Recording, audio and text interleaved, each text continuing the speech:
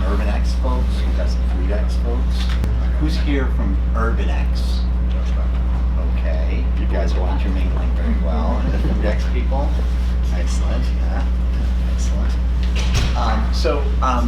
It's great to have this this chance to speak to everyone and meet with everyone. I intend to actually meet with all the teams individually sometime over this next month or so. I think I'm meeting Thursday or something with some of the UrbanX teams, and then probably 2 weeks after I get back from Europe with the FoodX groups.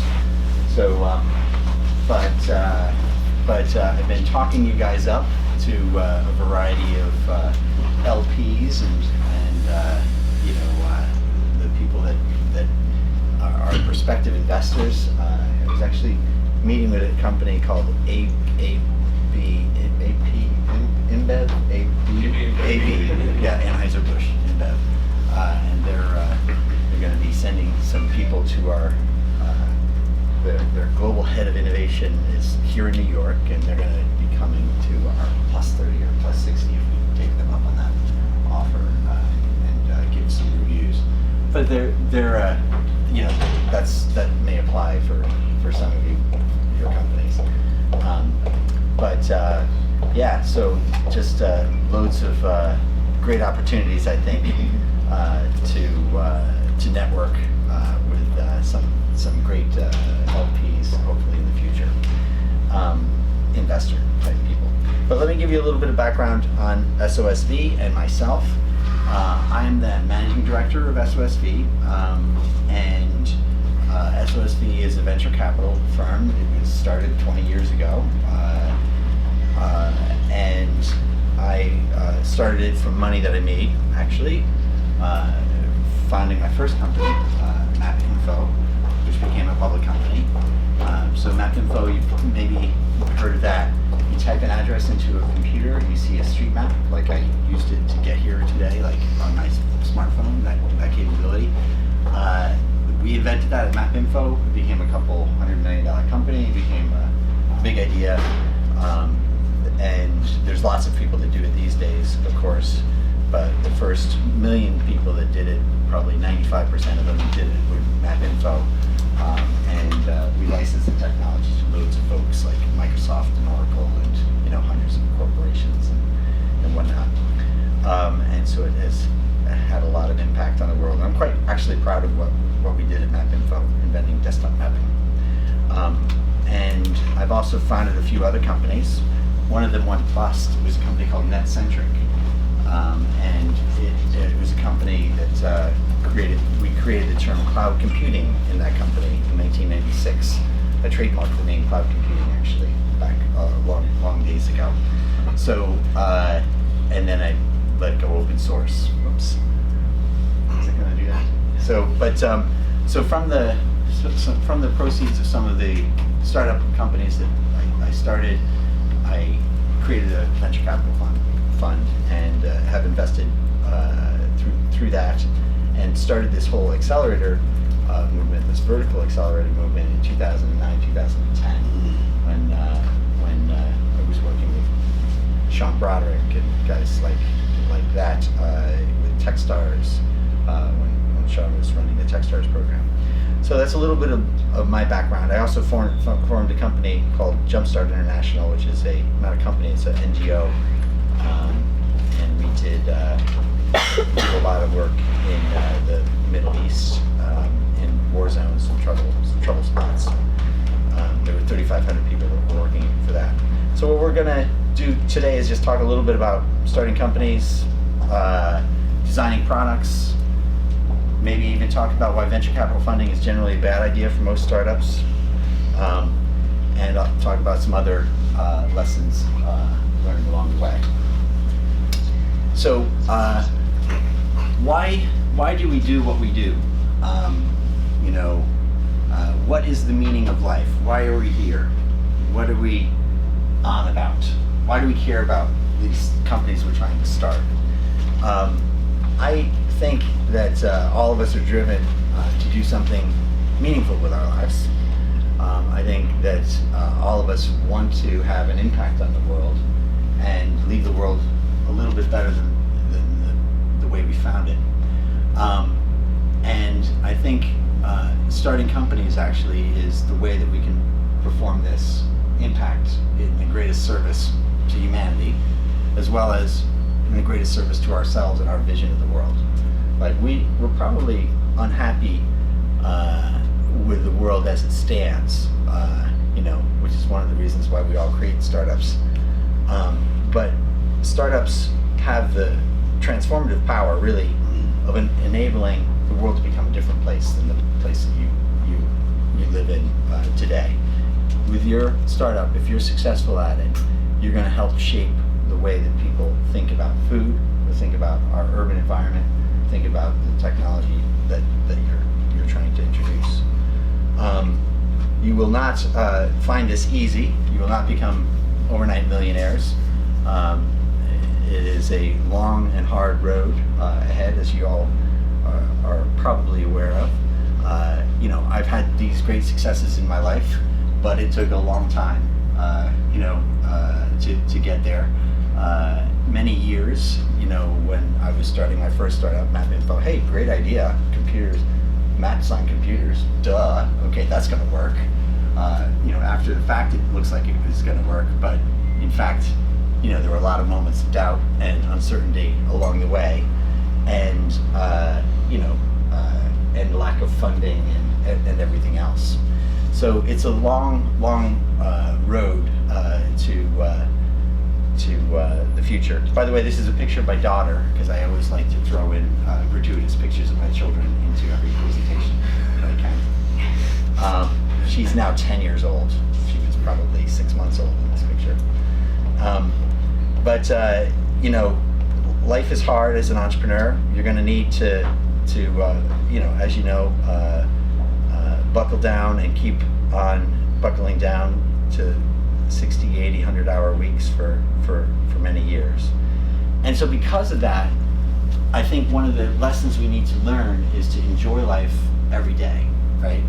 Even though it's hard, even though we don't have enough money, even though we're not getting our way initially, I think we have to learn how to grow happiness underneath our feet, and not see happiness off in the distance as this, as this thing that if only we get this sale, or if only we get this, this customer revenue or something else, or this new hire, if only then will we be happy. Actually, we have to probably be happy with the team that we have, in the environment that we have, with the challenges and the lack of funding that we have, and somehow out of that carve a new reality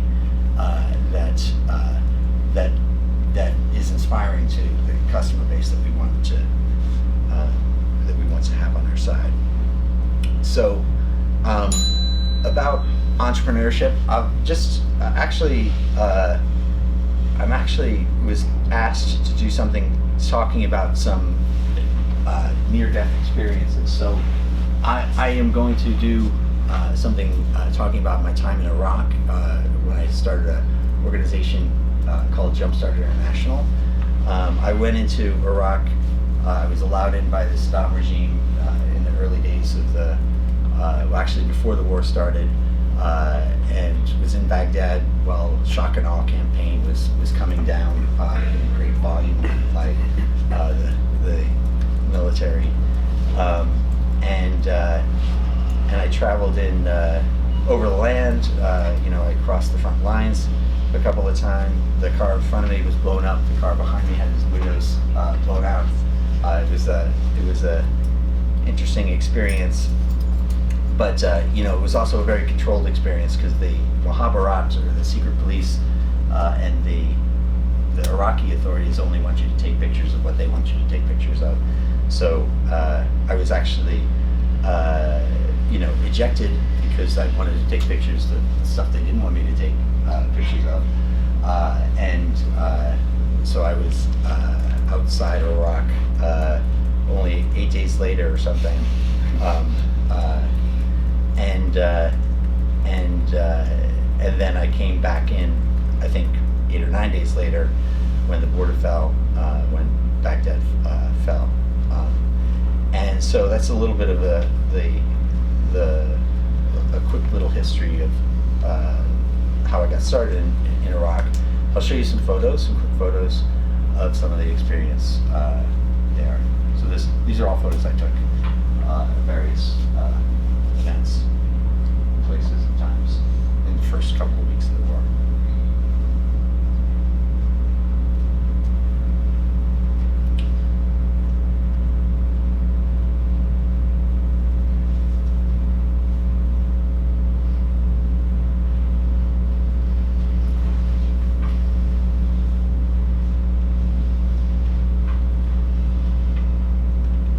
That's my wife. I met her in Iraq. She's a war correspondent.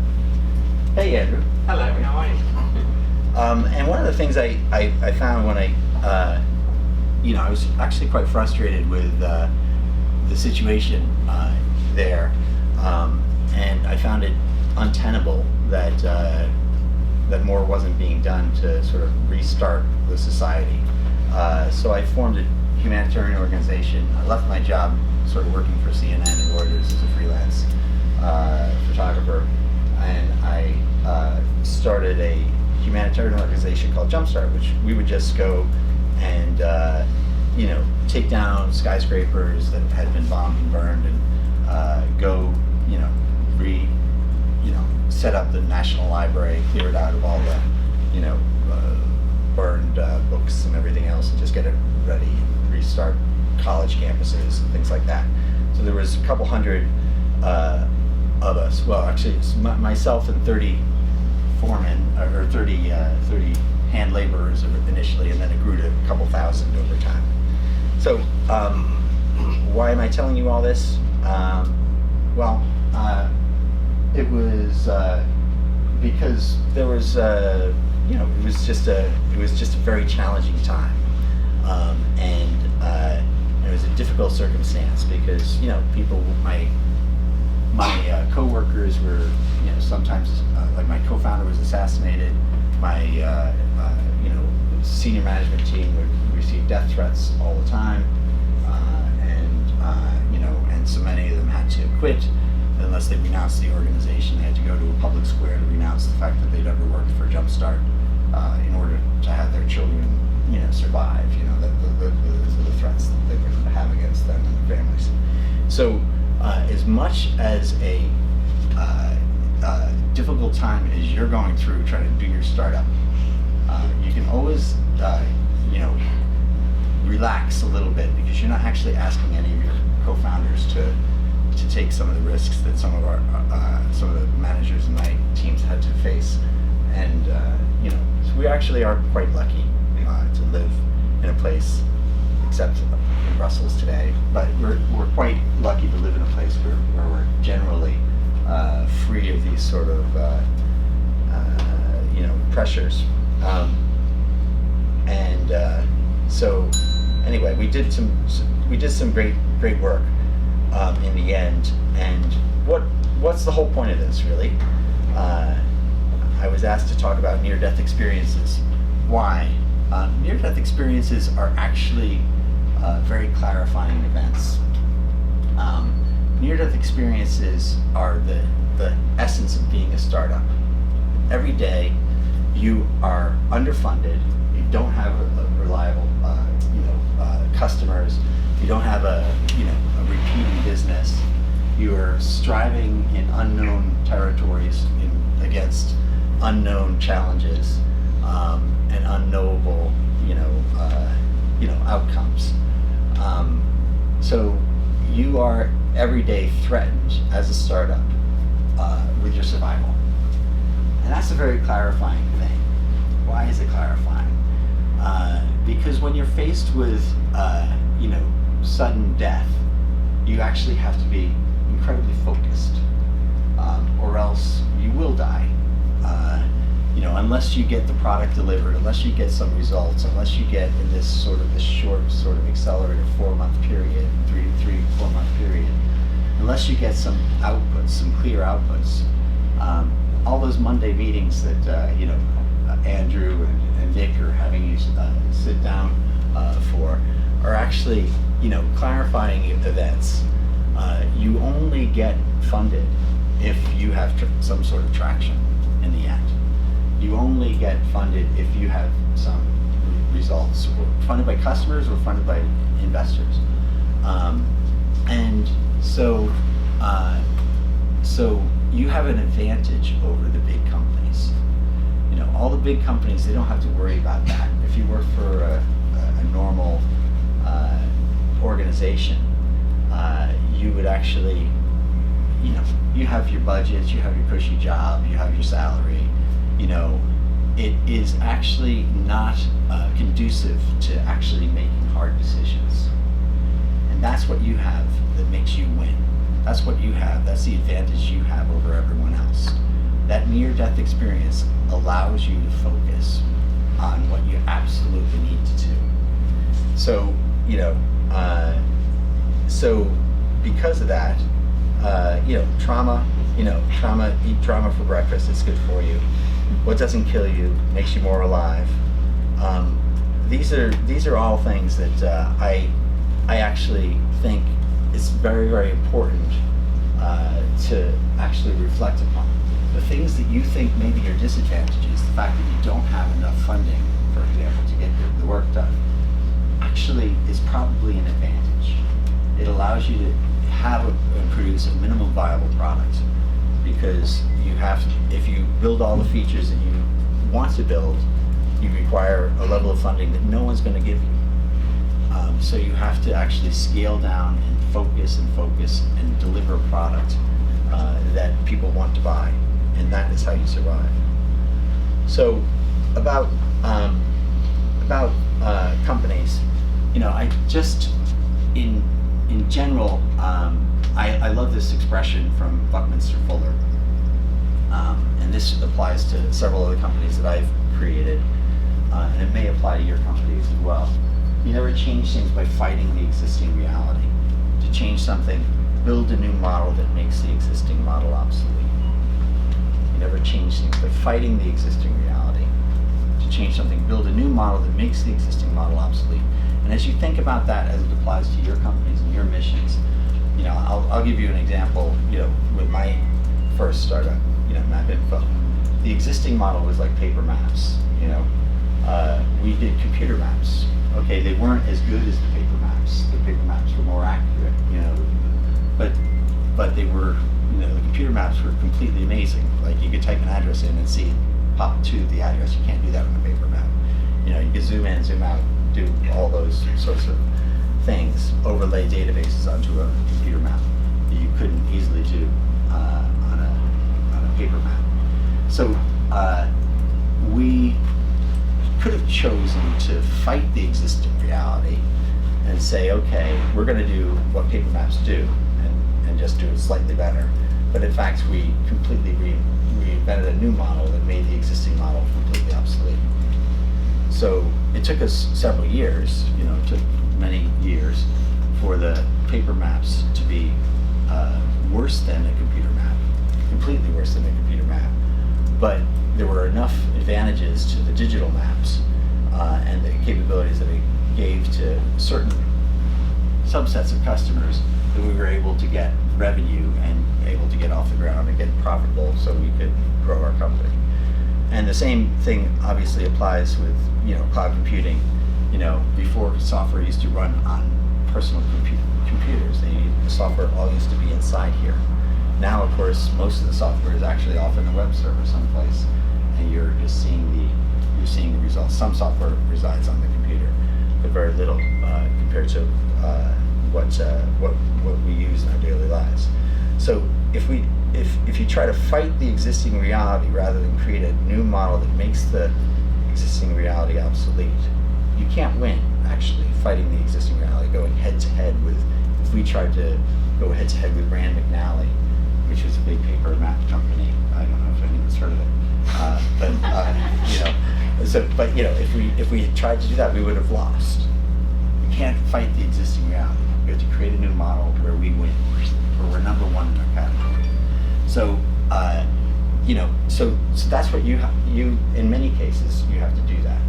Become number one at something, where you are the best in the world at something, and that gives you the chance to truly be disruptive. And of course, as you know, in the accelerator world, in the lean startup world, you cannot predict exactly what the future looks like. You really can't. Like, we didn't know what was going to be the first market that made our product, gave us all the revenues that we got.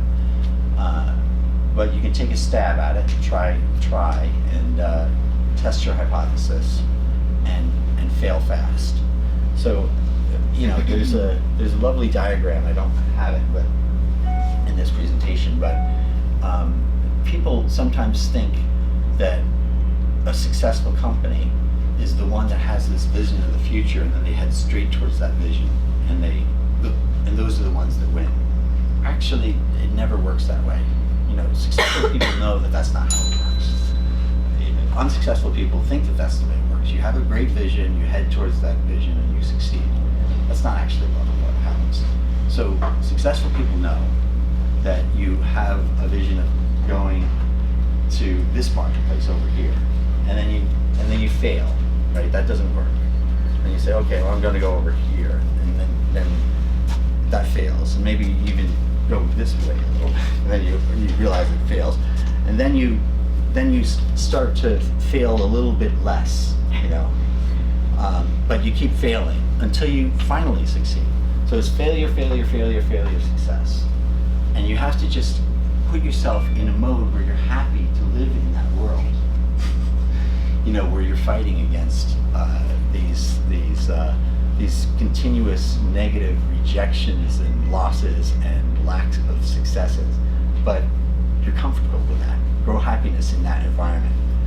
Be comfortable with the idea of failing and failing fast and getting out onto the street, validating your hypotheses, and then coming back. Did you have a question? Kind of, yeah. I was going to say, so I've heard before that sometimes having no data is better than having low data, or investors, they can imagine if you don't have any metrics yet, but if you're in this process of testing and failing, and you have low metrics, is that going to hurt your chances for funding? Yeah. So, I actually think that the result that you're heading for is not actually, you don't care about funding, you care about happy customers. So, how do you know you're close to happy customers? I mean, actually, people probably will not, you're correct in that if you have some revenues, some people will try to extrapolate that and say, oh, well, then that means you're not going to be a very big company, or you're not profitable, so therefore your valuation is such and such. But nobody's really going to believe you anyway if you have no revenues, when you could be having some revenues and some traction, some proof points of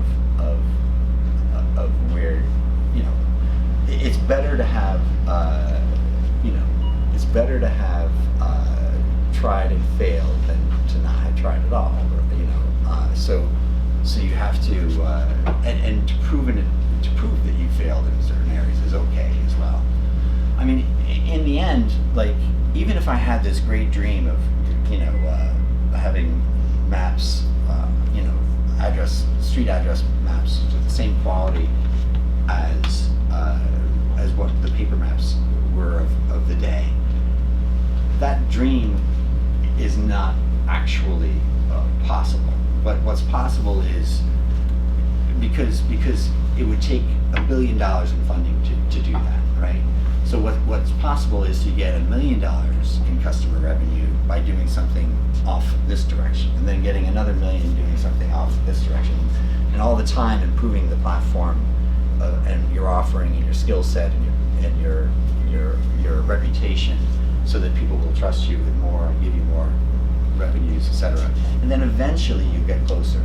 But if you never test your product in the marketplace, you're never going to succeed. So you have to get to test your product as quickly as possible. Really is the main point.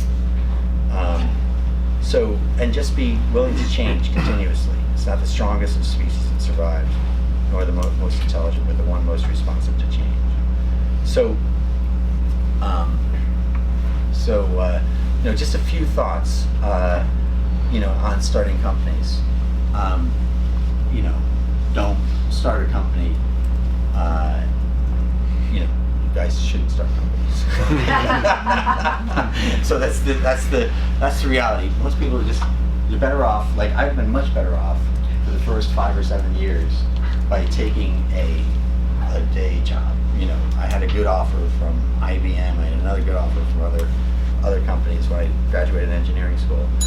But I started a company instead. But I wasn't doing it for the money. And it's good that you're not doing it for the money, because you're not going to make money for a long time. You'll be better off. You'll be drawing out your credit cards. You'll be doing everything you can in order to just make payroll. You know, for other people to make payroll. You know, you know, in the end, you may win. You know, in the end, you know, after 7-10 years, you may have more money than God. You know, but you know, in the short term, it's not going to pay off. Don't do it for the lifestyle. Like there was this story that, you know, people said, oh yeah, when you're your own boss, you can go play golf on Thursdays. How many people have done a round of golf here recently on the Thursday? You know, so not so many. So it's not obviously for the lifestyle. In fact, you know, you're not in charge of your own future. You know, you don't do it for the ego either, because you know, oh, isn't it great to be CEO or president of your own company? In fact, you know, you're at the bottom of the, you know, the pyramid is like, they always show the one where the pyramid's on the top. In fact, it's more like the other way around, where all the pressure and all the weight of the organization is on the founders that are at the bottom of the fulcrum of that pyramid. And why? Because, you know, you're servicing everyone in the organization and the customer base, and in a startup company, there's always something wrong. Everything's wrong. Like the product's wrong, your customers are wrong, you know, your team is probably wrong, you know, and they can't stand you because you're probably wrong most of the time, because you don't know what you're doing yet. It's probably your first startup, you know.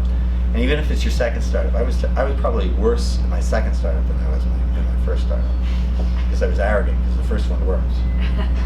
So don't do it for your ego. Don't do it for control. You won't have that much control. Your Saturdays will be taken away from you.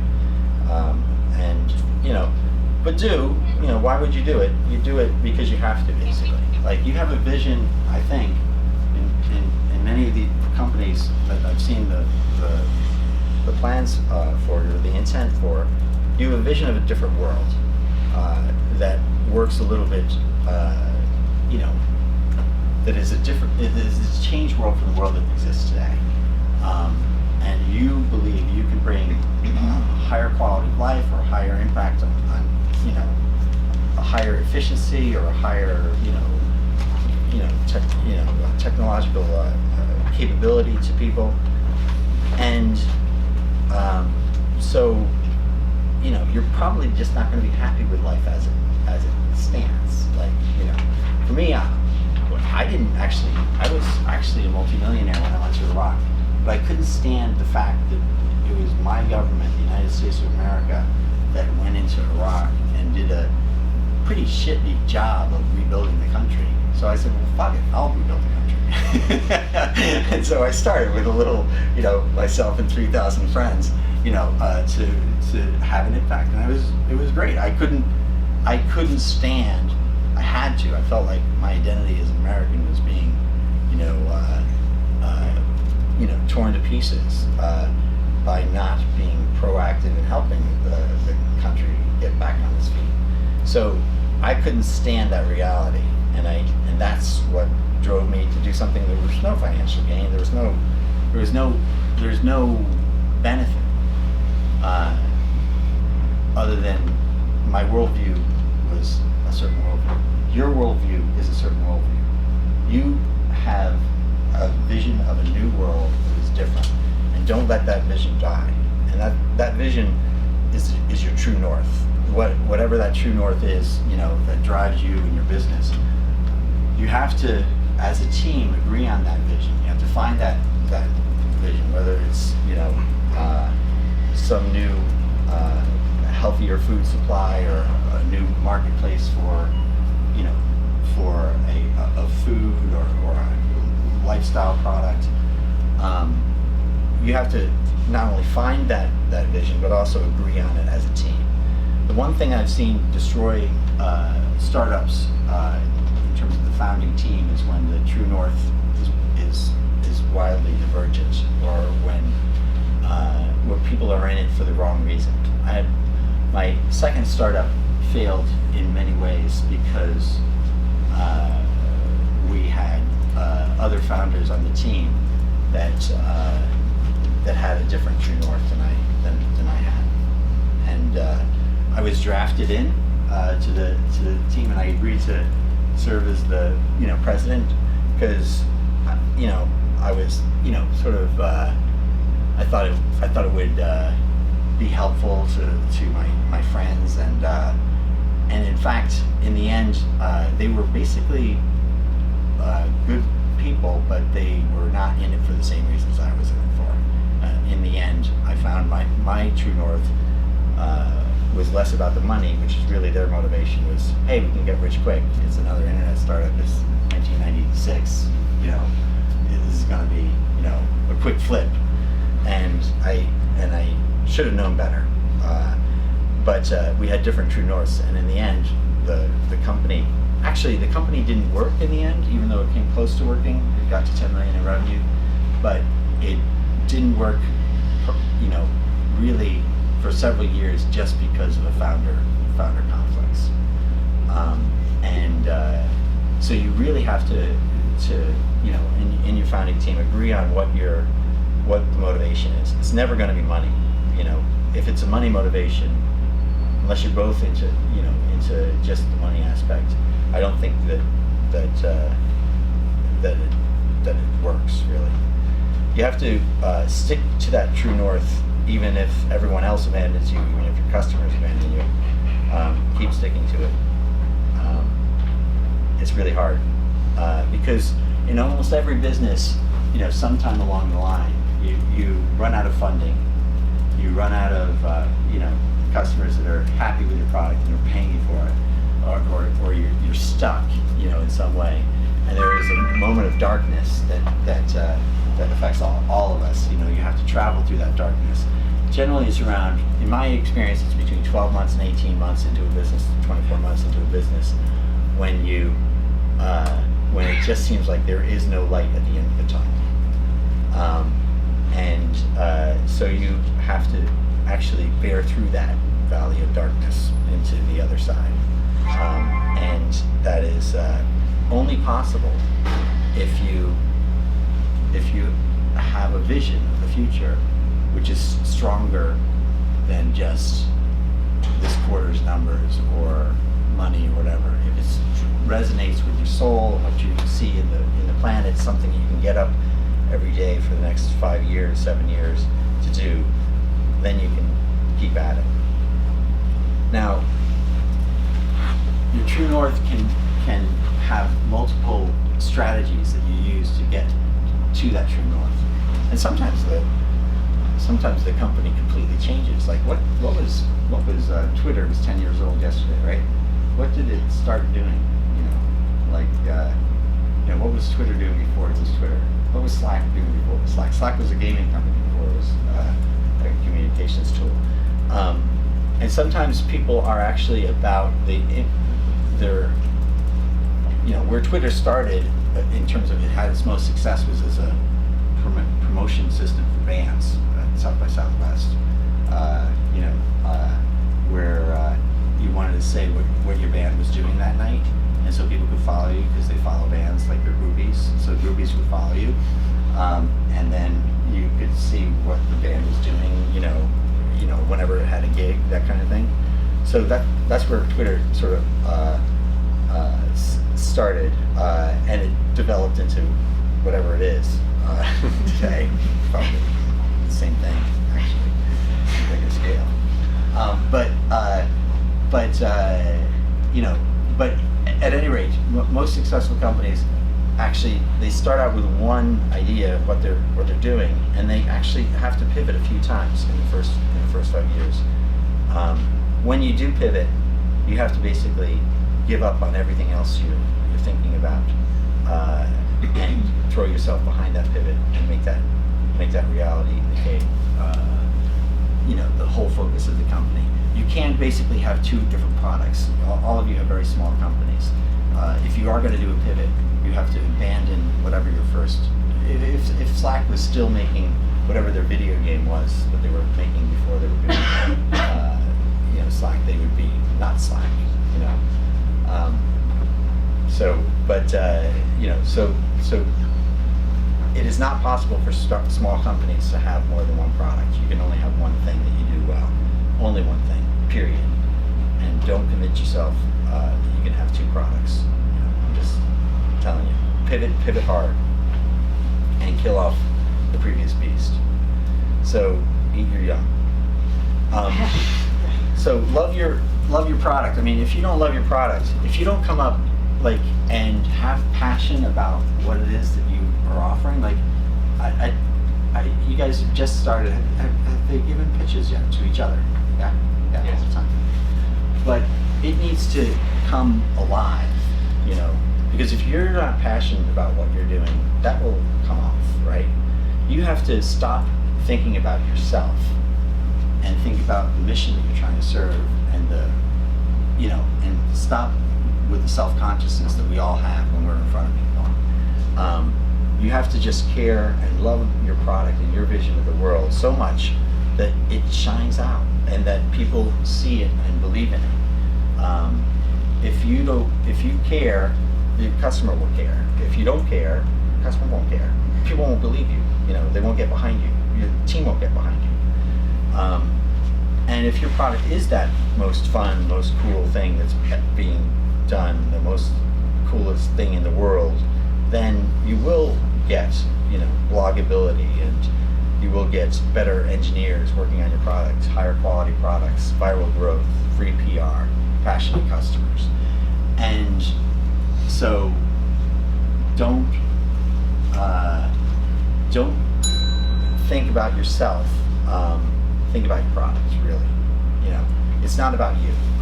It's about your company and the mission of your company and why that changes the world. So those are the one last point is in terms of managing your teams and managing your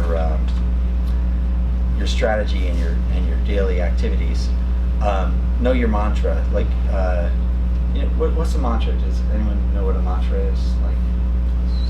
You repeat. I repeat. Something you repeat. Yeah. You believe in, and Something you believe in. resonates with your core. Yeah. So everyone can have a different mantra for their business and how they manage their business, but it's helpful to come back to that sort of a mantra that you can focus on when you are going through a difficult time. And for me, I have a little mantra: team, strategy, products, and customers. And I just look at every problem that I'm facing, and whether it's a customer that is calling me up on a Saturday and saying, this doesn't work, I have 50 people who are, screaming at me, blah blah blah, whatever the product is, I think, okay, who on my team, can help me solve this problem? Do I have the right team to solve this problem? Do I need to make a change to the team? Do I need to redeploy the team in some way? Is the strategy the right strategy? Should I give up on this market area? Is this the wrong product entry strategy for us? The product itself, is it the right product capability? What do we need to do to improve the product to fix these problems that we're facing? And then customers, is it the customer we care about? Should we fire the customer? Is this is this ever going to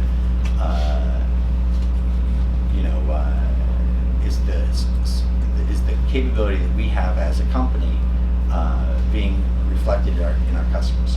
Are our customers happy? If you can, for me, this is the mantra that I go through whenever I come up to a problem that I'm facing in the business. And this helps me peer back and get much more focused and cut off the things that are irrelevant, and make changes in that near-death experience way of saying, unless I get focused, I'm not going to survive. I need to make changes and make the adjustments. And so for me, if I've got the right team, if I've got the right strategy, if I've got the right product, if I've got the right customer, then I just have to accept that I'm doing the very best I can. And even if it sucks, I just have to bear with the load for another week, another month, figure out that, deliver that strategy fully to the marketplace. Because, it is so difficult to be a founder of a company when you are not always able to deliver, products to your satisfaction. But if you are, and serve your customers well, and serve your team well, but if you are doing your very best, then that's it. That's all you can do, and you just have to keep doing that, and you will get through it. You will bear through it, and the darkness will clear. The clouds will clear. It will be a sunny day, and you will eventually win. It's just a game of persistence and staying through until that happens. I know it seems like this is a little bit of a doom and gloom sort of thing. It is hard to do startups, and the odds are against you. But the odds were against you when you applied to Food X and Urban X. The odds are it's very difficult programs to get into, and you're already winning by being here. So we're going to keep helping you, learn and hopefully win and succeed. So that's about it. The team, of course, you guys are going to go through HPDIs and whatnot in the future. You haven't done it yet, right? So I'll leave that for the future. But your team needs to be a balanced team. You're different than your teammates, and that's a good thing. And you need to recognize that you all speak different languages. You have different ways of looking at the world, and that's a good thing. And we'll go through this in a way that will help you hopefully manage your team and manage your customers and your communications with your customers. So that's it. It's all about execution, and you guys are going to nail it. You guys are all going to nail it. All right. Thanks for having me.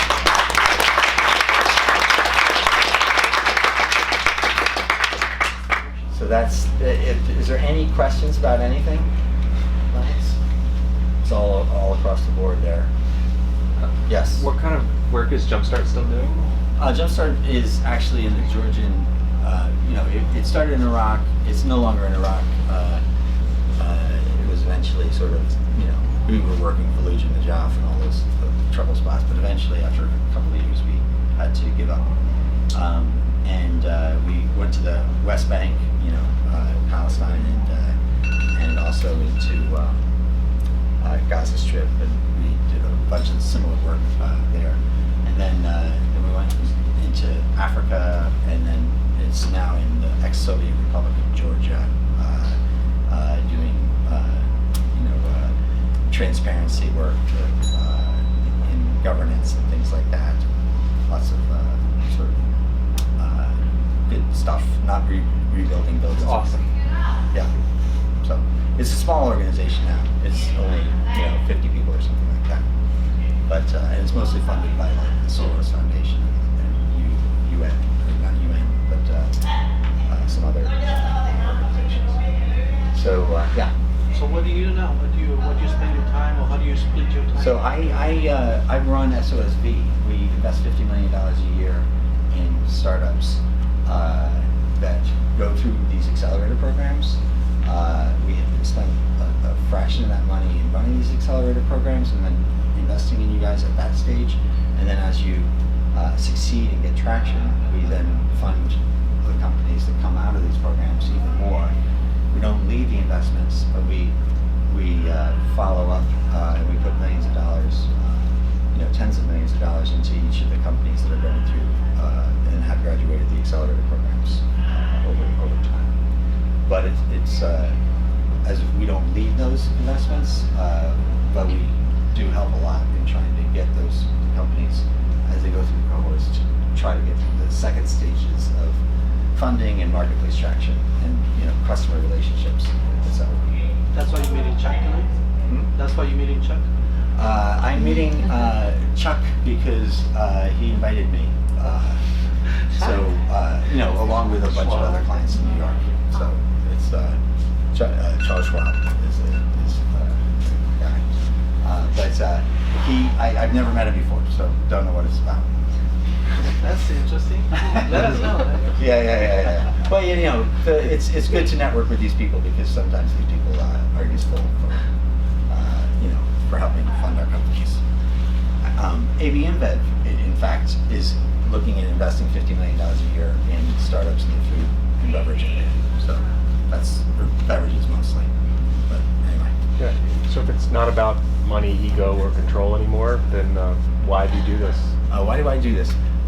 Because I am unsatisfied with the world the way it is, and I want to improve it before I pass this mortal coil or whatever. So I don't. Yeah, it's basically about trying to. I joined a rock band. I was in a rock band for a couple of years, and I just played piano and singing. I wasn't very good. I wasn't very good at it.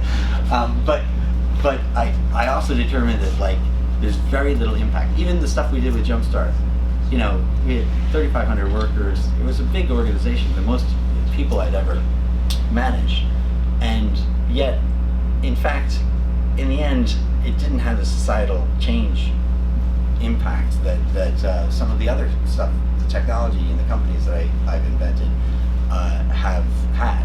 So I really look at the work that companies do as being the biggest transformation that we can make to society.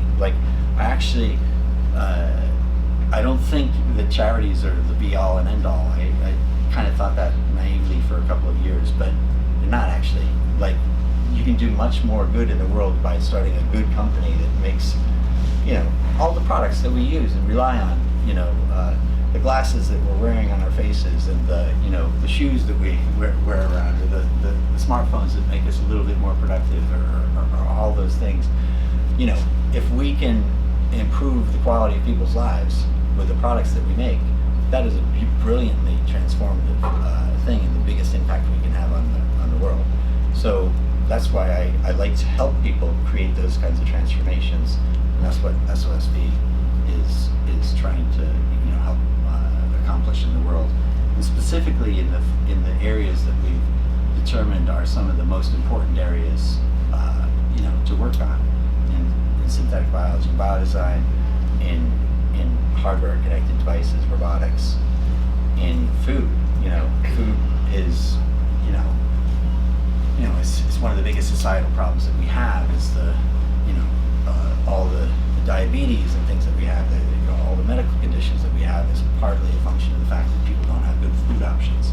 How do we educate people and provide better food options for people and provide better quality of food supply to people? And if we look at the future of the planet, the urbanization of the billions of people of the planet with Urban X, what are the better ways for people to live in communities and education and in municipal services? We have to keep fixing that in order to improve the quality of life on the planet and make cities more viable options. So these are areas that in the next 20 years will become even more important than they are today. And that's why we do these accelerators in these particular areas that we've focused on, because we think we can have the most transformative change in those areas. Plus, it's great to help be part of people's success. I feel a great amount of joy for some of the companies that have we have backed previously that have done extremely well and created billion-dollar companies sometimes, you know, and the impact that they've had on people's lives. So I like helping that, and I think that's one of the things that I think all of the people that work in our accelerator programs really enjoy, is the ability to impact so much of life. Yeah. Any other questions? Yes. Going back to the near-death experiences Yeah. and how you tied Jumpstart to startups through Yeah. that. Yeah. I'm curious, this might be a weird question, but have Yeah. you ever witnessed any sort of instances of PTSD or, you know, trauma Yeah. in the startup world that Oh reminded yeah. you? Yeah. Yeah. In the startup world. So, yeah, I think like, you know, it is really, yeah, I actually have to say that after my second startup where I actually failed, you know, my second startup failed pretty miserably in my view. And, you know, nobody made any money, you know, it was like my first startup had done miraculously great. And I was really down on myself, you know, and I just thought, geez, you're worthless, maybe you were just lucky the first time, etc. And that is like post-traumatic stress disorder, where you actually get down on yourself. You don't need to get down on yourself. It's not about you. It's actually, that's one of the things I'm trying to say about growing happiness underneath your feet. You really have to be comfortable and develop comfort in the fact that the outcome is not certain. You could fail and it's still a great learning experience. Your life you will become a better person through your failures as well as through your successes. And you will be a more successful person.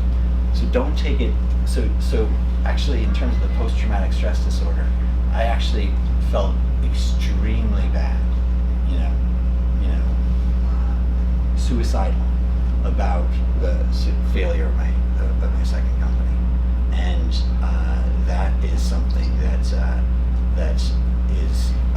is really, really hard on you guys. So don't get down on yourselves. That's what this community is about, actually. That's what part of the reason for the success of my first company was because I had mentors and people who I could trust that were helping me progress. People who gave freely of their time, like a senior vice president of General Electric and the founder of this other company that is doing tens of millions. They just spent their time with me and helping me on their board, being on my board of directors, and playing golf with me, even though every shot was off into the woods or into a lake or something. So like, why do people do this? Why do they help? Why do you help each other? Well, actually, you really need, because it helps all of us to help each other, actually. And so this community that we have, one of the reasons why I love accelerators is because it gives you a community where you can learn from each other and you can help each other through the mistakes, and you can learn so much quicker. You can get years worth of progress in just a very short period of time. I hope that somewhat answers the question. Yes? What do you look for in a founding team? So, you need the team to be enough, it needs to be, the founding team really should have all of the technical capability to deliver some sort of product to market, whether that's a food or a service or a piece of software or hardware. So it needs a technical capability, it needs expertise, it needs to be competent at what it's trying to deliver in the marketplace. And then it also just needs an empathy for the customers as to the pain that they're trying to solve, or just empathy in general and curiosity as to how the product could help serve the customers. Those are the two main things I look for: is competence and caring, I guess. Yeah. At this point, SOSV and you have invested in hundreds of companies. I'm wondering if there's a most common reason why companies fail and a most common reason why companies succeed. Well, I want to say that we've invested in 400 companies, and only 13% of them have failed. So we have a very good track record. Okay, so tell us the most recent one. Now that will get worse over time. Don't say that. Huh? Don't say that. Yeah, but it's pretty good. But the companies that have failed, sometimes it's just due to, the companies that fail that burn me the most are the ones where the founder is not taking their responsibility to their customers or to their investors seriously. Like I was very lucky. My friends and family invested in my company. I hope all of you guys are lucky enough to have your friends and family investing in your companies. Why? Not because we need their money, but because you need that sense of obligation that you're going to give them their money back, and then some. Sometimes people view investors in a way like, they took a chance, and screw it. If I can structure this deal so I make money even if they don't, whatever. That actually happens. That should never happen, right? If somebody believes in you, you should be trying to work your butt off to make them whole. It may not happen. You may still fail, but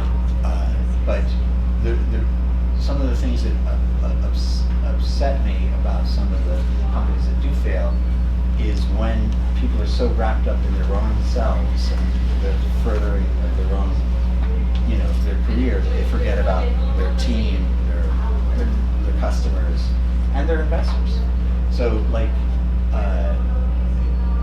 so I'd say that is sometimes an indicator that there's a lack of serious intent on the part of a founder, and it's normally a CEO in that case, and it's normally a psychopathic narcissist. But we try to avoid psychopathic narcissists, or narcissistic psychopaths, actually. but that sometimes happens. So, you want somebody that cares about the customer, and then they'll do the right thing generally, and then they'll also care about their investors, etc. I mentioned my friends and family invested. I had 8 brothers and sisters. They all put in between $1,000 and $5,000 into my first startup, and they, my one sister, the one who put in $5,000, got $1 million out at the end after it was public for several years, and she did very, very well. And I was great. I thought it was great that she got a 200-to-1 return on her money. That's awesome. You should want all of your investors to get a 200-to-1 return on their money if you can, or 10 times return on their money. Doesn't hurt you. You'll do fine. Yeah. What about the best companies that you had? The best companies. The best companies are the ones that hit the ground running instantly. They're just constantly experimenting and trialing things out, and they get to traction quickly. So there's yes, sometimes they're now. That's not necessarily the best investment in the long term. Actually, one company that did Guitar Hero and Rock Band, Harmonix, is one of our big successes.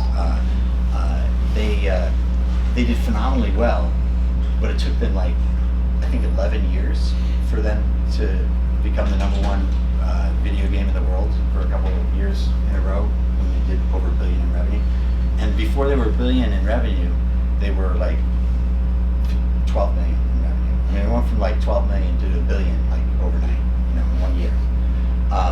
And at the point that they were doing, say, 10 or 12 million in revenue, it was only a 2x return on the money or something.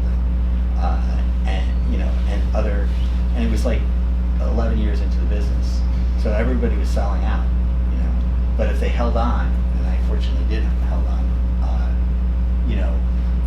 you made a lot more, 70 times. How do you say a company can know when it should quit and when it should stay? Yeah,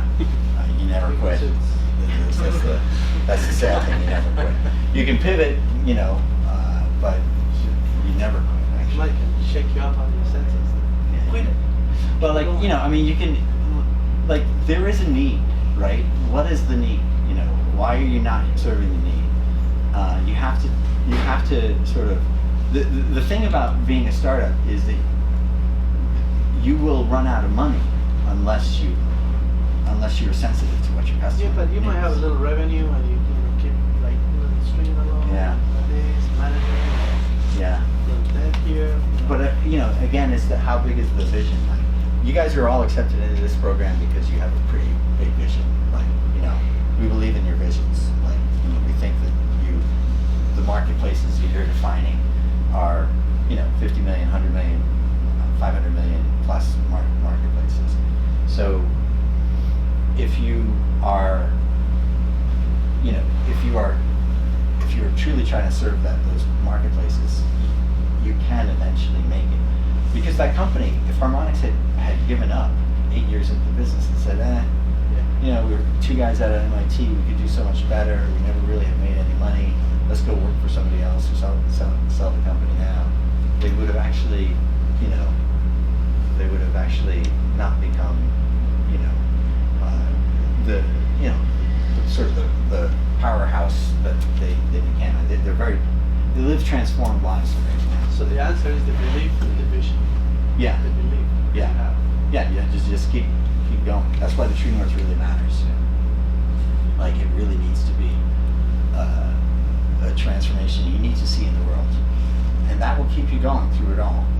It may not keep all of your staff going through it all. They may quit, and that's what's Might hard. be good. Huh? Which might be Yeah. good. Weed it off. Yeah. Keep the good ones. Yeah. Well, the ones that stay, hopefully, are the ones that are in it for that vision. It's hard. Any other questions or? Yeah, Yeah. just what you mentioned pivoting. How, in your experience, have you decided whether it's a pivot moment or a push through the valley of the darkest moment? Yeah. So, it's really about customer revenue in the end. If you cannot get customers to pay for your product, you're fooling yourself. Like how do you?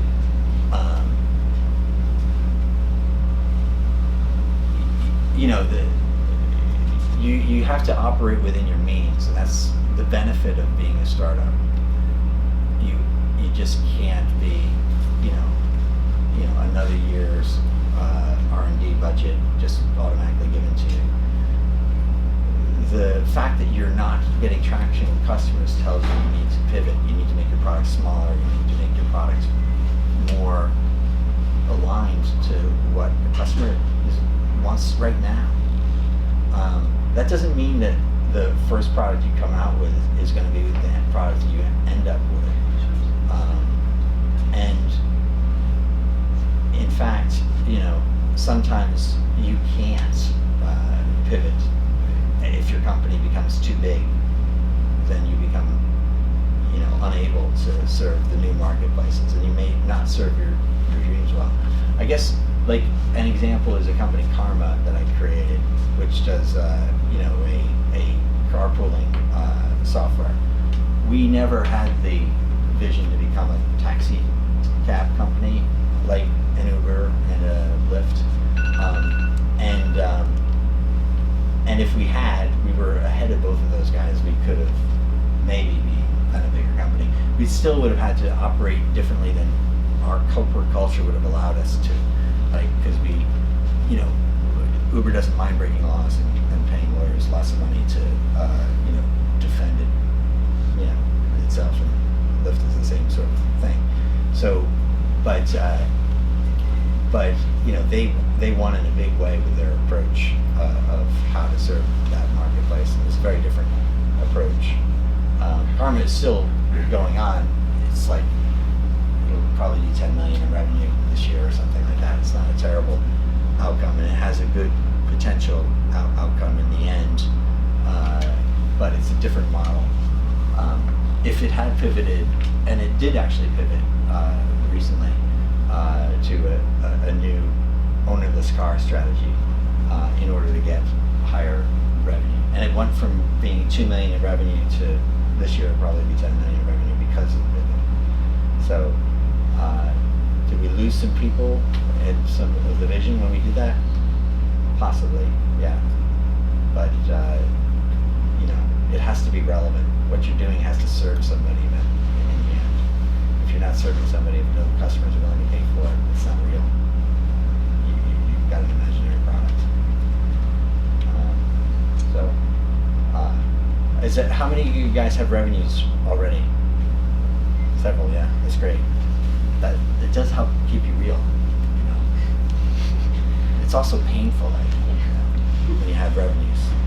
It's painful, because you don't want to pivot sometimes when you really need to. Anyway, any last question? Yeah?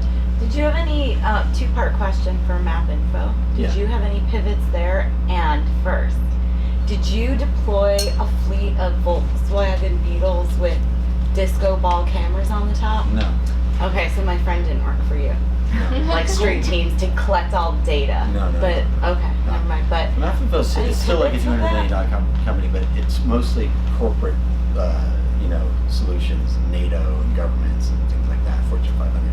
If you're a FedEx or something, you want to figure out where your packages need to go and how to divide up your, you know, your districts where people pick up your packages, where you put your branches for ATM machines or, you know, all that kind of stuff. That's where it ended up going. It didn't end up going into the consumer space in the end, except through value-added resellers that targeted that area. So, yeah. So, what were our pivots like in Macinfo? Like, you know, one very clear one was, you know, we were winning. We were the market leader in DOS. You know, and Windows, and you know, sucked. And we said, fuck it, we're gonna ship for graphical user interfaces, and we stopped development, even though all of our revenues were on our DOS product line. I don't even know if you guys know what DOS is. green, We're not all green and black. So, but you know, but it was like, I don't know, it was like 1988 or something like that. You know, it was way before Windows was viable. And we said, okay, fuck it, we'll just trade all of the developers who took, like, we left one developer on DOS to field the customer screening. And we took the other 13 developers, and we just did the graphical user interface version, which also worked on Mac and Sun and Windows. And that was a big, risky move. But, you know, we had a competitor on DOS. They weren't very good. We were still beating them. But when we were the only one that was available on Windows and Mac, you know, we won the entire marketplace. So it was victory, massive victory. And we also redefined what the category looked like, and you know, so it was, and we got hundreds of value-added resellers that took our products and then built products around it, because we created programming language underneath it so they could write applications on top. And so there were thousands of VARs all over the world that used our platform for it. So those are sort of two pivots, actually. One was to make it from a platform, and then another one was to make it a graphical user interface experience. That was those are technical pivots, more or less. Yeah, I hope that's probably. There was a pivot we made. It was a stupid pivot. Yeah, give us some bad pivots. Yeah. So we, not in Info, but at the cloud computing company, where we said, okay, we're going to sell software. We did fax services over the internet, telephony services, you know, over the internet, like Skype actually, but way before that, and so we said, okay, we'll sell this to the internet service providers. don't probably even know what an internet service provider is, but it's like Comcast and this kind of stuff. And we'll sell like the services. This is so long ago that this seemed like a valid strategy. That we will sell the value-added services of, you know, fax and whatnot as an add-on to your internet service provider bill. So we did that, even though we were running the #1 consumer service for fax. We had 50,000 customers or whatever that were, in corporations and whatnot, and we gave all of our companies, and we were providing it like a cloud service, like the consumers contracted directly to us, just the way that everyone contracts directly to a Dropbox, or these days nobody thinks about the intermediate layer of the internet service provider. So we said, okay, we'll give all of our customers to the internet service providers as an inducement for them to put in these servers in the cloud, or points of presence, and then we'll, boy, that was a fucking mistake, because the marketplace didn't develop that way at all, and everyone bought the web services and the services, cloud services directly from the companies. Like, whatever you're buying these days, you buy directly from the companies. At the time, it wasn't clear how that was going to be.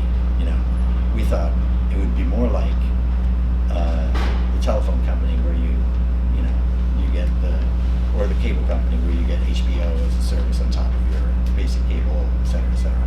That was the way it was geared towards. Actually, people don't even realize in the case of the phones, the biggest breakthrough that Apple did was by allowing the application to be separated from the telephone provider.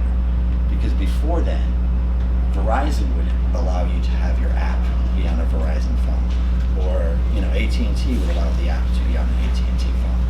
And Apple said, no, the apps will be on the iPhone, and the telecommunications provider won't have anything to do with it, and they won't take the revenues, because they all used to take like 60% of all the revenues from the app providers. Apple gave them a slightly better deal at 30% of the revenues.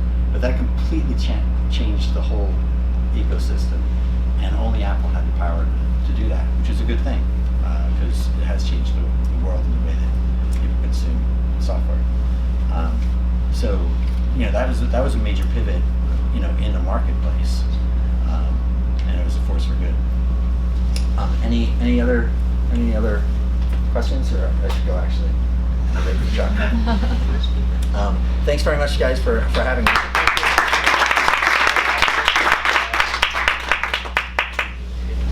Thanks for believing in all of us. Yeah, absolutely. Go saucy sauce. Odie.